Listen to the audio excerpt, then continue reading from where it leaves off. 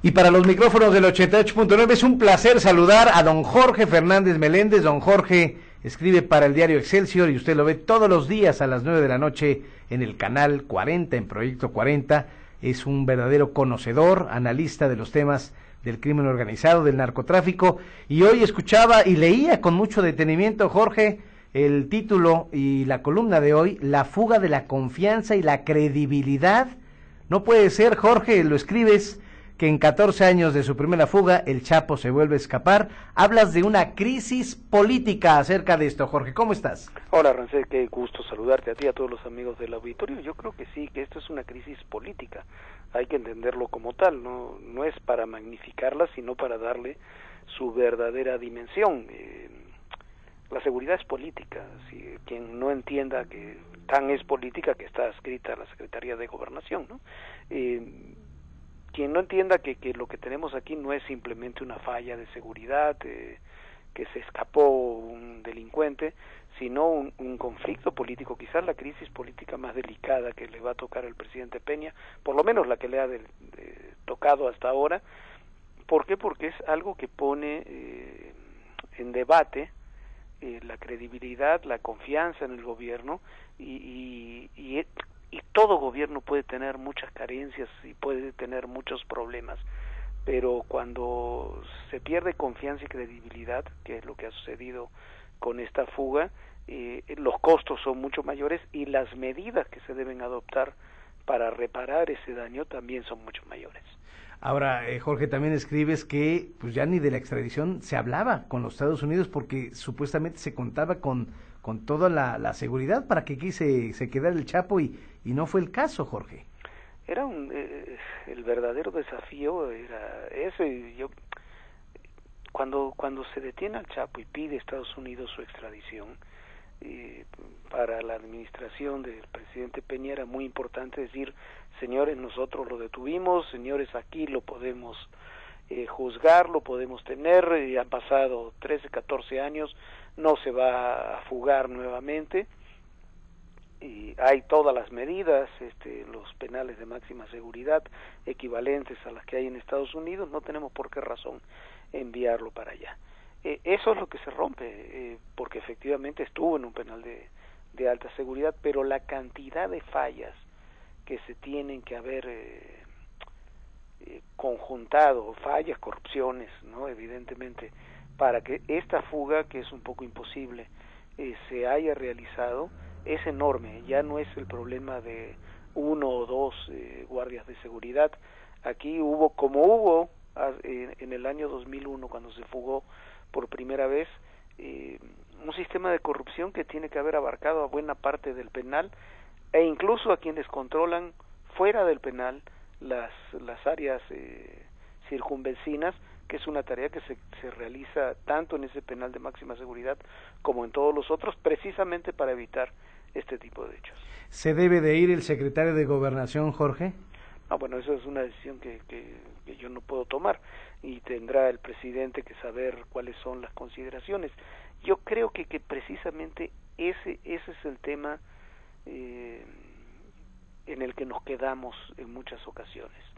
Se debe ir fulano, se debe ir mengano. Yo conozco a prácticamente todos los hombres y mujeres que están en los primeros niveles de seguridad en el país. La verdad, todos me parecen muy responsables, muy preparados, pero el problema no es de nombres, el problema es de fondo.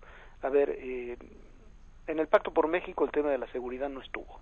Es letra muerta, lo escribes. A pesar de que sigue siendo el más grave, delicado para la gente en el país.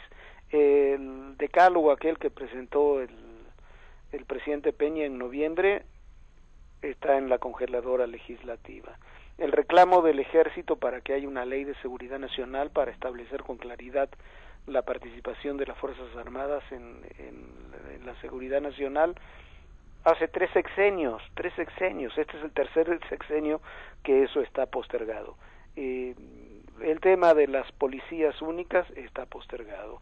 Entonces, no nos asombremos, se puede cambiar a quien sea, esas son decisiones que nos trascienden, pero lo que no se ha hecho, y eso es responsabilidad del gobierno federal, de los gobiernos estatales y del poder, de los poderes tanto judicial como legislativo, es construir realmente el andamiaje del sistema de seguridad.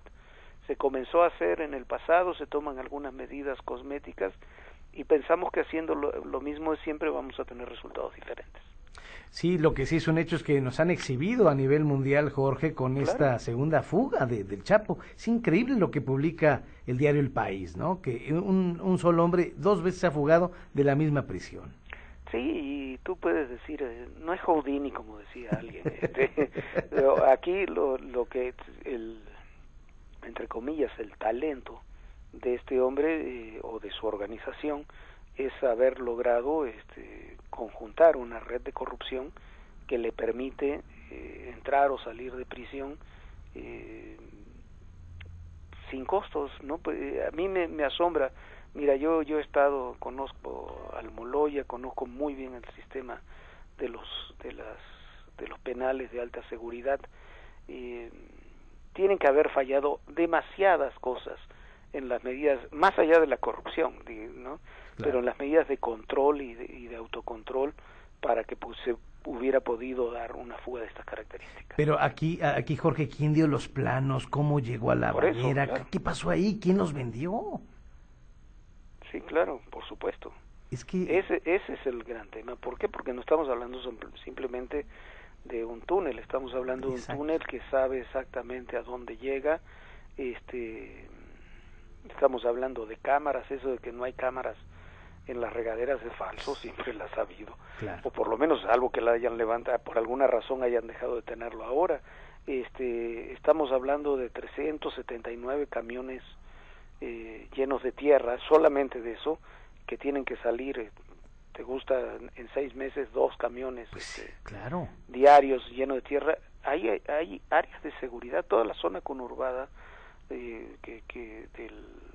los penales de alta seguridad tienen vigilancia, hay radares precisamente que se utilizan frecuentemente para ver precisamente si no hay túneles, si no hay medidas de estas características.